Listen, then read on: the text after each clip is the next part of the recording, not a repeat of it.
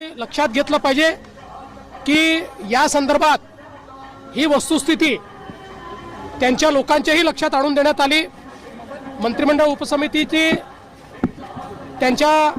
जे काही त्यांची टीम होती त्यांनाही हे लक्षात आणून दिलं की आपल्या कायद्याप्रमाणे आणि देशाच्या संविधानाप्रमाणे आरक्षण हे समूहाला नसतं, ते व्यक्तीला मिळत असतं आणि त्या व्यक्तीने ते क्लेम करायचं असतं आणि म्हणूनच अशा प्रकारे सरसकट करता येणार नाही, ते कायद्याच्या पातळीवर टिकणार नाही। आणि त्यांनी देखील काल ती भूमिका समजून घेतली, स्वीकारली आणि त्यांनी सांगितलं जर कायद्यात सरसकट बसत नसेल तर सरसकट करू नका। आणि मला असं वाटतं की त्यातनं हा जो काही एक स्टेलमेट होता तो स्टेलमेट मागे झाला आणि पुन्हा त्या संदर्भातल्या चर्चा मंत्रिमंडळ उपसमितीने केल्या, त्याचा GR तयार झाला, त्याच्यात काही बदल होते ते बदल आपण केले आणि तो GR देखील इश्यू झालेला आहे आणि त्यासोबत इतरही काही अनुषंगिक मागण्या होत्या, त्या सगळ्या मागण्या मंत्रिमंडळ उपसमितीने त्या ठिकाणी मान्य केल्या। मराठा समाजाला लाभ होईल बोलतो काही करू नका।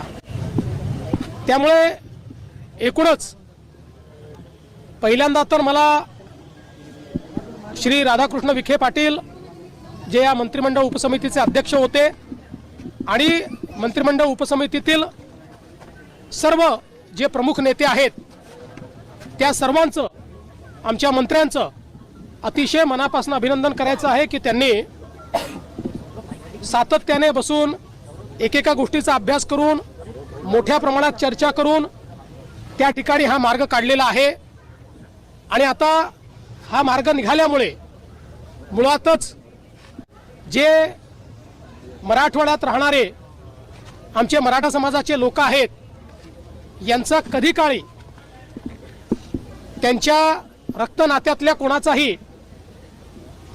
कुणबी म्हणून उल्लेख झाला असेल तर त्यांना आपल्याला नियमाने ते सर्टिफिकेट देता येतं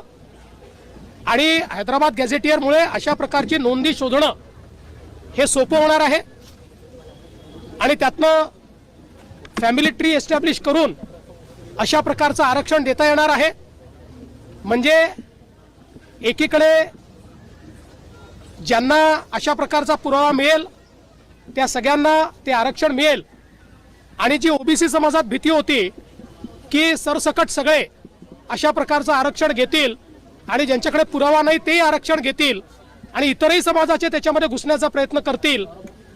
तर तशा प्रकारे आता या ठिकाणी होणार नाही। ज्यांचा खरा क्लेम आहे पण कागदपत्रांच्या अभावी त्यांना तो क्लेम मिळत नव्हता, अशा मराठा समाजाच्या लोकांना आता याचा फायदा मिळणार आहे। त्यामुळे मला असं वाटतं की एक मराठा समाजाकरता अतिशय चांगला निर्णय आणि विशेषतः हा सगळा प्रश्न सर्वाधिक मराठवाड्यामध्ये होता,